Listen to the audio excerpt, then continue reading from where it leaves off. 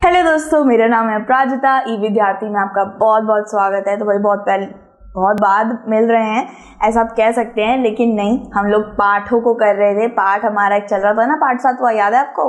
वही तो कर रहे थे। तो उसके विषय हम लोग आगे बढ़ाते हैं। पाठ 7 जनजातीय खानाबदोश और एक जगह बसे हुए समुदाय, आपकी इतिहास की किताब से। उससे पहले बोलिए आप सब कैसे हैं? सब बढ़िया कि नहीं? सबसे पहले ये पूछना चाहती थी, मैं भूल गई।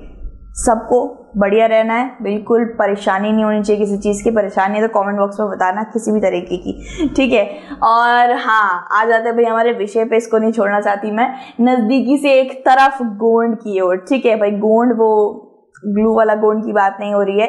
गोंड एक जनजाति का नाम है, एक आदिवासी का नाम है, आदिवासी समुदाय का नाम है। तो इसके बारे में पढ़ेंगे। जैसे कि अहोम होता है, नागा होता है, संथल होता है, मुंडा होता है, वैसे ही गोंड साम्राज्य की भी यहाँ पे बात चल रही है। इसलिए बात चल रही क्योंकि गोंड साम्राज्य बहुत ही ज्यादा प्रभुत्व था, बहुत ज्यादा विस्तार रूप से फैला हुआ था और इसमें 70,000 गांव आते थे, ठीक है। बहुत ही ज्यादा बड़ा था। और आप जानते हैं कि जिसका आप कह सकते हैं जिसका बहुत ज्यादा विस्तार रूप से फैला होता है, बहुत ज्यादा संपन्न होता है, उन्हीं को थोड़ा जाना भी जाता है। अब अपनी कक्षा में देख लीजिए, कक्षा के अंदर कोई एक लड़का एक लड़की पक्का होगी जो ना टीचर की फेवरेट होगी, बहुत ज्यादा मनपसंद होगी। और उसको सबसे ज्यादा तुम चौक लेकर आओ, तुम डस्टर लेकर आओ कि तुम अपनी किताब दो, उसी को सबसे ज्यादा उसी को मिलता होगा। बहुत तो आप में से बहुत हो गया ऐसे, है ना। तो भाई इसमें भी ये बताया कि कुछ ऐसे जनजातियां भी होते हैं जिनको बहुत ही ज्यादा महत्वपूर्णता दी जाती है और उनमें से गोंड आता है। तो यहाँ पे गोंड नाम कैसे पड़ा इनका? बहुत साधारण सी बात है कि आप जो जानते हैं जनजातीय ये सब कहाँ रहते हैं? अलग रहते हैं, शहर गांव इन सबसे अलग परे रहते हैं। अपनी संस्कृति इनको बांटना नहीं अच्छा लगता। संस्कृति इनकी अपनी शांति से रहते हैं, बिल्कुल, ठीक है। तो जंगल हो गए, रेगिस्तान हो गए, पहाड़ी इलाके हो गए। तो ये कहाँ रहते थे? ये रहते थे जंगलों में, वनों में रहा करते थे। इनका बहुत बड़ा वन था, वन का नाम था गोंडवाना। तो इनका खुद ब खुद गोंड नाम पड़ गया, ठीक है। अब ये क्या करते थे? इनका मैंने जैसे बताया बहुत ज्यादा विस्तार रूप से फैला हुआ था गोंडवाना, ठीक है। और ये गोंड जो थे ये बहुत ज्यादा मात्रा में थे, ठीक है, बहुत ज्यादा मात्रा में थे। ऐसे नहीं 50 से 100 लोगों का कबीला, बहुत ज्यादा लोग थे। तो क्या करते थे? ये बहुत बड़ा इनका एक आप कह सकते हैं वंशज था, एक बहुत बड़ा गोंड समुदाय था। तो ये लोग इसको बांट देते थे, 15 इधर 15 इधर 15 इधर, ठीक है। तो बांट देते थे, यानी कि कुलों में बांट देते थे। और उस हर एक कुल को एक राजा जरूर चलाता था, ठीक है। हर एक कुल को एक राजा या राय चलाता था। देखिए, दिल्ली के सुल्तानों के पतन के बाद कई गांवों पर कई गोंड साम्राज्य हावी हो गए थे। अब ऐसा तो नहीं हो सकता कि हर एक छोटा छोटा गोंड बहुत ज्यादा वो आप कह सकते हैं बहुत ज्यादा ताकतवर हो। कोई छोटे होते हैं तो कोई बड़े होते हैं, है ना। तो हर जो भी छोटे छोटे गोंड साम्राज्य होते थे, छोटे छोटे गोंड समुदाय होते थे, जो बहुत ज्यादा ताकतवर होते थे, वो उस पर हावी कर ले रहे थे और खुद को बढ़ाने लग गए थे। जैसे ले लीजिए, एक उदाहरण के रूप में ले लीजिए, मेरे साथ 10 लड़कियां हैं और आपके साथ सिर्फ 2 लड़कियां हैं, ठीक है। आपको खेलना है चिकलेट्स और मुझे खेलना है चेन चेन, ठीक है। तो बात किसकी मानी जाएगी? मेरी मानी जाएगी, क्योंकि मेरे पास थोड़ा भारी मात्रा में लड़कियां हैं, ज्यादा ताकतवर हूं मैं, है ना। वैसे ही गोंड समुदाय जो सबसे ज्यादा ताकतवर होता था वो एक दूसरे पे हावी कर लेते थे और खुद का साम्राज्य बड़ा बना लेते थे। उदाहरण के रूप में देख लीजिए, यहाँ पे अकबरनामा की भी बात हुई। हमें गोंड समुदाय के बारे में एक और बहुत ही महत्वपूर्ण पुस्तक से पता चलता है। खुद अकबरनामा, यानी कि अकबर के बारे में जो अबुल फजल ने जो किताब लिखी थी, उसके अंदर भी गोंड साम्राज्य का विस्तार रूप से लिखा हुआ है। उसमें यह पंक्ति लिखी गई है कि अकबरनामा ने गोंड राज्य के गरहा कटंगा का उल्लेख किया है। गरहा कटंगा इनके आप कह सकते हैं इनके वंशज का नाम है, गरहा कटंगा, ठीक है। इन्होंने ये बताया कि 70,000 गांव पड़ते थे इनके अधिग्रहण में। 70,000 गांव के ये मालिक थे, आप ऐसा कह सकते हैं, ठीक है। तो ये आपका क्या पड़ गई? गरहा कटंगा की सारी बनाई हुई चीजें हैं, ठीक है। गरहा कटंगा एक वंशज का नाम है, ठीक है। राज्य को गोंड कबीले द्वारा नियंत्रित गढ़ में विभाजित किया गया था। अब जैसे कि मैंने बताया कि गोंड मतलब गोंड जो समुदाय था बहुत बड़ा था, बहुत सारे लोग थे इसके अंदर, तो उसको विभाजित कर दिया गया था, टुकड़ों में बांट दिया गया था, और हर उस टुकड़े का या हर उस कबीले का एक राजा था। हमने जैसे पीछे पढ़ा, तो इसमें क्या बताया गया, इनको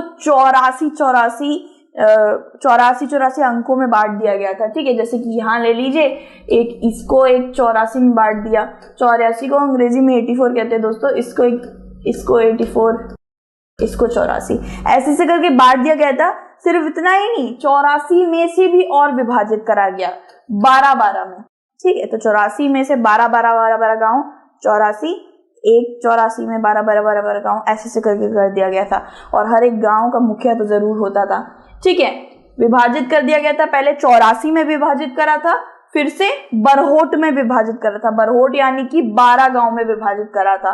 ठीक है, तो 2 तरीके के विभाजन हुए हैं, पहले तो पूरे साम्राज्य को 84 में विभाजन करा, और उसके बाद हर 84 को 12 में विभाजन कर दिया। ठीक है, ये आपको याद रखना है कि जैसे कि मुगलों का एक साम्राज्य था, राजपूतों का एक साम्राज्य था, सिखों का साम्राज्य था, मराठाओं का साम्राज्य था, वैसे ही आदिवासी की श्रेणी में ये गरहा कटंगा का वंशज ये साम्राज्य था। यानी कि ये पहला गोंड जनजाति थी जिसने एक साम्राज्य खड़ा कर दिया था, जो सिर्फ एक जाति बनकर ही नहीं रह गई, कबीला बनकर ही नहीं रह गई, एक बहुत बड़ा साम्राज्य बना डाला। ठीक है, और वो साम्राज्य का नाम था गरहा कटंगा। ठीक है, ब्राह्मणों को भूमि अनुदान मिलना शुरू हो गया था और वे प्रभावशाली हो गए थे। गोंड प्रमुख अब राजपूत के रूप में संबोधित करना चाहते थे खुद को। अब यहाँ पे किसकी बात हो रही है, यहाँ पे एक ये जो गरहा कटंगा है उनके एक राजा थे। ठीक है, ये आपके गोंड ही राजा थे। तो गोंड राजा इन्होंने क्या करा, उस वक्त पे ये भी जानते ही थे कि ब्राह्मणों के पास भाई बहुत अच्छी खासी ताकत है, वो आपको किसी भी आप जाति में हो तो वो आपको क्षत्रिय बना सकते हैं, और इनका मन था क्षत्रिय बनने का। ठीक है, तो भाई क्षत्रिय बन गए थे ये, और फिर ये मतलब होना चाहिए ना आपको, आप भले कितने भी राज्य लूट लो, लेकिन आपको अपना मतलब बदलवाना ही पड़ता है आपको। अगर आपकी जाति छोटी है, नीची जाति की हो, तो आप ब्राह्मण से कोई अनुष्ठान करवा के अपनी जाति को पहले बदलना पड़ेगा, पहले आपको क्षत्रिय की श्रेणी में आना पड़ेगा। उदाहरण के लिए ले लीजिए, गरहा कटंगा गोंड राजा था एक अमन दास करके, मैं इसी की बात कर रही हूँ कि इन्होंने खुद को क्षत्रिय में बदल लिया था, ये राजपूत बन गए थे। ठीक है, तो संग्राम शाह की उपाधि मिली उनके बेटे दलपत। ठीक है, संग्राम शाह ने क्या किया, उन्होंने ब्राह्मणों की मदद ली, उनको थोड़ा सा भूमि अनुदान दे दिया, थोड़ी जमीन दे दी, वो खुश हो गए। उसको जो भी जाति वाति में आता था उनको बदल के उनको क्षत्रिय बना दिया गया। ठीक है, अब आपको पता ही है, अगर राजा बनना है किसी और वंशज का तो आपको क्षत्रिय कहलाना ही पड़ेगा। कबीले और जनजातियों में ये सब नहीं माना जाता कि क्षत्रिय कहलाना पड़ेगा राजा बनो, ऐसा कुछ नहीं होता। लेकिन अगर आप बाहरी दुनिया में निकल रहे हो तो आपको क्षत्रिय कहलाना पड़ेगा। ठीक है, तो इन्होंने सबसे पहले अमन दास ने खुद को क्षत्रिय बना लिया। ठीक है, अमन दास का एक बेटा था दलपत। ये देखिए, अमन दास का एक बेटा था दलपत। इन्होंने किससे ब्याह करा, इन्होंने दुर्गावती से ब्याह करा। दुर्गावती कौन थी दोस्तों, दुर्गावती चंदेल राजपूत थे। राजपूतों की एक अलग अलग वो होती है ना, चंदेल, मारवाड़ी राजपूत ऐसे होते हैं ना, तो चंदेल राजपूत थे एक, उनकी पुत्री थी। उन चंदेल राजपूत का यहाँ पे नाम दे रखे, देखिए सलबवान नाम था उनका, वो चंदेल राजपूत थे। महोबा के राजपूत थे, महोबा एक शहर है, महोबा के ये राजपूत थे, इनका नाम था सलबवान। तो सलबवान की बेटी थी दुर्गावती, और दलपत और दुर्गावती की फिर शादी हो गई। कुछ वक्त बाद दलपत की भी मृत्यु हो गई थी। गढ़ा कटंगा हाथियों का निर्यात करके धन से समृद्ध था। मुगलों ने वहां से कीमती सिक्के और हाथियों को पकड़ लिया। क्या हुआ था दोस्तों, इस तस्वीर से थोड़ी और कहानी हम आगे जानते हैं कि दलपत जो अमनदास के पुत्र थे, उन्होंने दुर्गावती से ब्याह किया था। दुर्गावती किसकी बेटी थी, सलबवान की। सलबवान एक राजपूत राजा थे, चंदेल राजपूत थे, महोबा शहर के।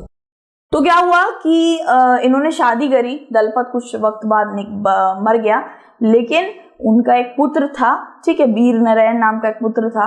तो अगर आपके पास आपका वंश है, आपका बेटा है, तो आपका वंशज आगे बढ़ सकता है। अगर बेटी है, ऐसा कोई भी नहीं होता ना वंश, तो बहुत गिद्धों की नजर पड़ जाती है भाई साम्राज्य में।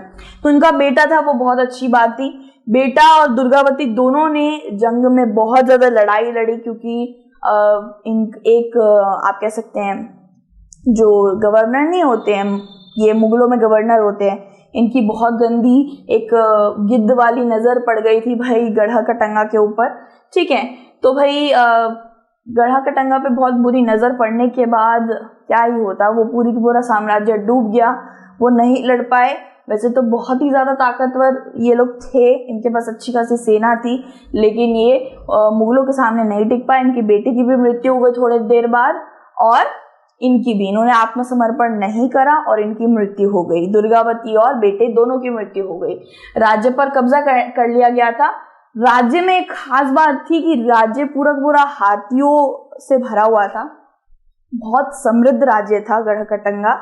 हाथी, बहुत सारे हाथी ये लोग लेते थे अपने पास, कब्जा कर लेते थे या फिर उनको लूटते थे और उसके बाद उनको किसी और को बेचते थे, तो काफी ज्यादा पैसा मिलता था।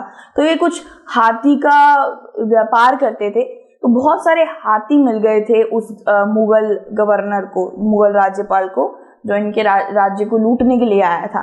फिर क्या हुआ, राज्य पर कब्जा करने के बाद मुगलों ने चंद्रशाह कौन है, वीर नारायण के चाचा है चंद्रशाह दोस्तों। जो भी बची कुचा, जो भी शेष राशि थी, वो सब इन्होंने क्या कर दिया, इन्होंने दे दिया था चंद्रशाह को, जो थे वीर नारायण के चाचा। अब बचा कुचा राशि क्या ही बचा होगा, कितना ज्यादा साम्राज्य कमजोर हो गया था क्योंकि उसको पूरा लूट लिया था मुगलों ने। ठीक है, बचा कुचा चंद्रशाह को दे दिया था और चंद्रशाह उस बच्चे कुचे से आगे साम्राज्य को नहीं चला पाया, और बाद में मराठा और बुंदेल जैसी मजबूत ताकतों के आने के बाद गिर गया, और मुगल ही नहीं, उसके बाद राजपूत, मराठा, सिख सब आने लग गए। ठीक है, तो इसके बाद पूरा का पूरा गढ़कटंगा डूब गया। ठीक है, इसकी शुरुआत हुई थी दलपत के गुजर जाने के बाद से।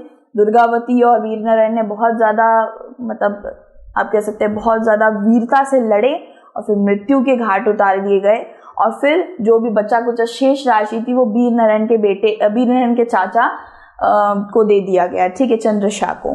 तो यहीं से गढ़कटंगा खत्म हो गया था पूरा। ठीक है, ये हमारा विषय था पूरा। मैंने इसको अच्छे से हर एक पात्र को आपको बार बार इसलिए बताया क्योंकि आ जाता है ऐसे करके। तो दूसरा जो हमारा है विषय वो है नजदीक से एक तरफ अहोम। ठीक है, अब हम अहोम के बारे में पढ़ेंगे। उत्तर पूर्वी, हमारे भारत के उत्तर पूर्वी दिशा में अहोम पड़ते हैं, जिसको कहा जाता है नॉर्थ ईस्ट। वहां से एक कबीले के बारे में पढ़ेंगे। ठीक है, be happy, be positive, God bless you. दूसरी वीडियो में मिलते हैं उस वाले विषय के साथ। ठीक है, अपना ध्यान जरूर रखना। Take care and bye.